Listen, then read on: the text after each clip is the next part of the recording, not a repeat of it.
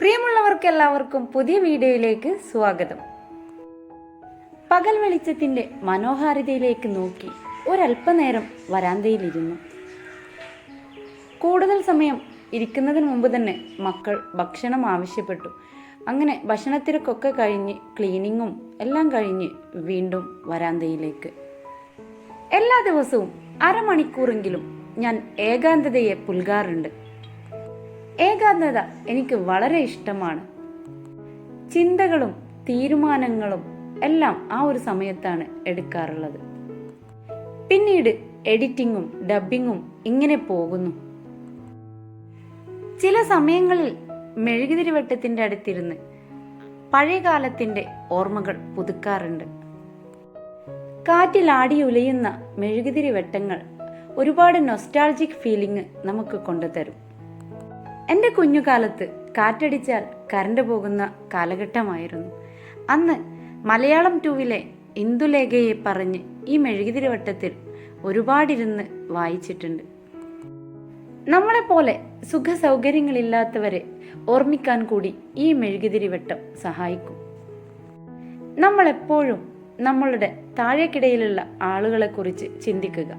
അവരുടെ വിഷമതകളും അവരുടെ ബുദ്ധിമുട്ടുകളിലൂടെയും നമ്മളൊന്ന് ചിന്തിച്ചാൽ തന്നെ നമ്മളൊക്കെ എത്ര ഭാഗ്യവാന്മാരാണ്. മനസ്സമാധാനത്തോടെ രാത്രി ഉറങ്ങാൻ കഴിയുന്നവനാണ് ഏറ്റവും നല്ല ഭാഗ്യവാൻ എന്നാണ് ഞാൻ കേട്ടിട്ടുള്ളത്. ഇന്ന് ഗാർഡനിൽ ഒരല്പം ജോലി കൂടുതലുണ്ടായിരുന്നു. അതെല്ലാം ചെയ്ത് കഴിഞ്ഞ് വന്നപ്പോഴാണ് ഒരു സർപ്രൈസ് ഗിഫ്റ്റ് കിട്ടിയത്. കൊടുത്തു വിട്ടിട്ട് മാസം 1 കഴിഞ്ഞു. എങ്കിലും വളരെ സന്തോഷമാണ്. പ്രിയപ്പെട്ടവർ കൊടുത്തുവിടുന്ന എന്തും നമുക്ക് വളരെ ഹാപ്പി ആയിരിക്കും.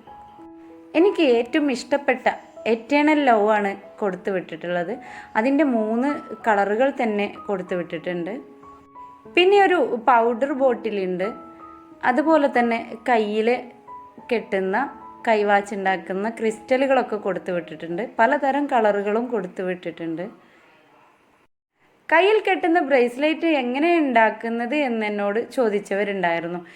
ഏതായാലും കൂടുതൽ വൈകാതെ ഞാൻ ആ ഒരു വീഡിയോ അപ്ലോഡ് ചെയ്യാം. അതുപോലെ തന്നെ ക്ലീൻ ചെയ്യുന്ന മോപ്പും സെയിനിന് നല്ലൊരു വണ്ടിയും ഒക്കെ കൊടുത്തു വിട്ടിട്ടുണ്ട്.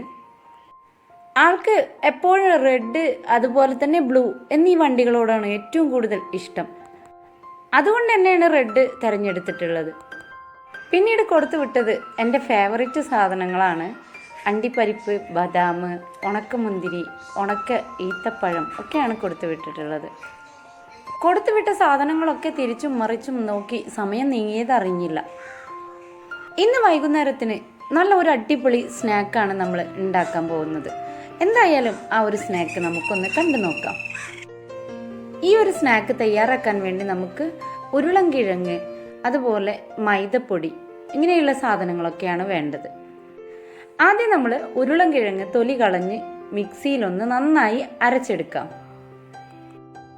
വെള്ളം ചേർക്കാതെയാണ് നമ്മൾ അരച്ചെടുക്കുന്നതെന്ന് പ്രത്യേകം ശ്രദ്ധിക്കുക.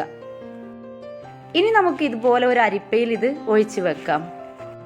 വെള്ളമൊക്കെ താഴേക്ക് ഊർന്നു പോയി നമുക്കതിൻ്റെ ക്രീം മാത്രമാണ് ആവശ്യമുള്ളത്.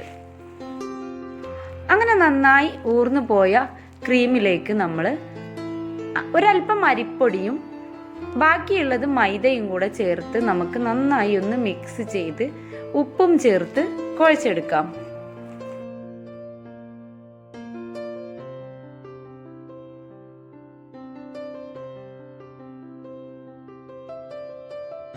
ഇതിലേക്ക് നമുക്ക് ഒരു കോഴിമുട്ട കൂടെ ചേർത്ത് കൊടുക്കേണ്ടതുണ്ടായിരുന്നു. ഞാൻ മറന്നു പോയത് കൊണ്ടാണ് ഇപ്പോൾ ചേർത്ത് കൊടുക്കുന്നത്. ആദ്യം ചേർത്ത് കൊടുക്കുന്നതാണ് നല്ലത്. ഇനി നമുക്കതിലേക്ക് വേണ്ടത് ചിക്കൻ ഇതുപോലെ മഞ്ഞൾപ്പൊടിയും ഉപ്പും മാത്രം ചേർത്ത് വേവിച്ച് ഗ്രൈൻഡറിൽ പൊടിച്ചെടുത്തത്, പിന്നെ പുതിന, മല്ലിച്ചപ്പ് എന്നിവയൊക്കെയാണ് നമുക്ക് ഇതിലേക്ക് വേണ്ടത്. ഇനി അതിലേക്ക് ഒരല്പം ക്യാരറ്റ് കൂടെ നമുക്ക് ചോപ്പ് ചെയ്തെടുക്കാം. ഇങ്ങനെ കുഞ്ഞിയായി ക്യാരറ്റ് ചോപ്പ് ചെയ്തെടുക്കുക. അതിനുശേഷം കുഴച്ച് വെച്ച പൊടി നമ്മൾ ഉരുളയാക്കി ഇതുപോലെ വാഴയിലയിൽ ഒരല്പം എണ്ണ തടവി നമുക്ക് പരത്തിയെടുക്കാം.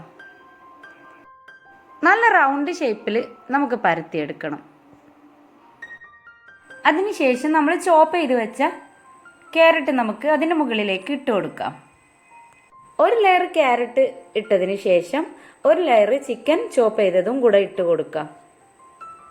ഇനി അരിഞ്ഞു വെച്ച മല്ലിയിലയും പുതിനയും കൂടെ ചെറുതായി അരിഞ്ഞത് ചേർത്ത് കൊടുക്കാം.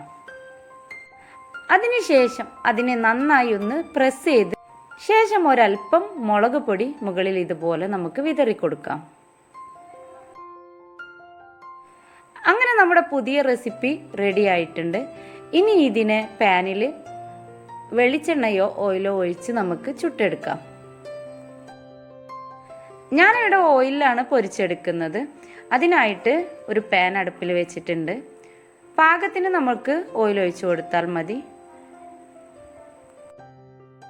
പാൻ നന്നായി ചൂടായിട്ടുണ്ട്. ഇനി നമുക്കതിനെ പൊരിച്ചെടുക്കാം. വളരെ പെട്ടെന്ന് തന്നെ നമുക്ക് രണ്ട് ഭാഗവും മൊരിച്ചെടുക്കാൻ പറ്റും.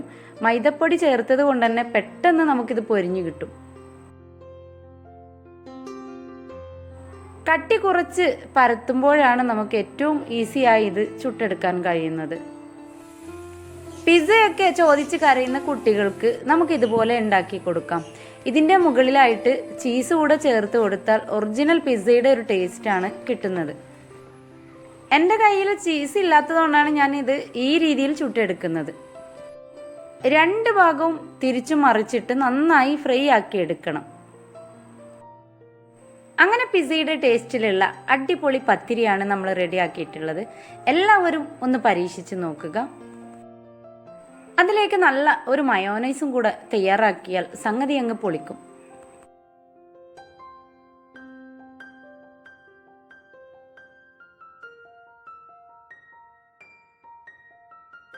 വളരെ ടേസ്റ്റിയും ഈസിയുമായ ഈ റെസിപ്പി നിങ്ങളെല്ലാവരും ഒന്ന് പരീക്ഷിച്ച് നോക്കുക.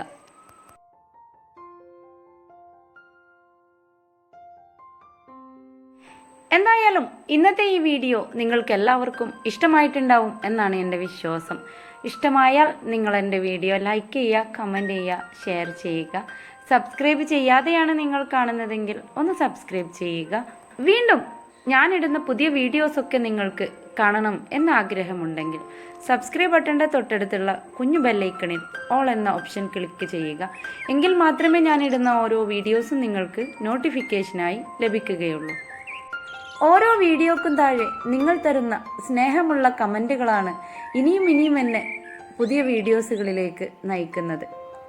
അതുകൊണ്ട് തന്നെ എൻ്റെ പ്രിയപ്പെട്ടവർക്ക് എല്ലാവർക്കും വളരെയധികം നന്ദി, നമസ്കാരം.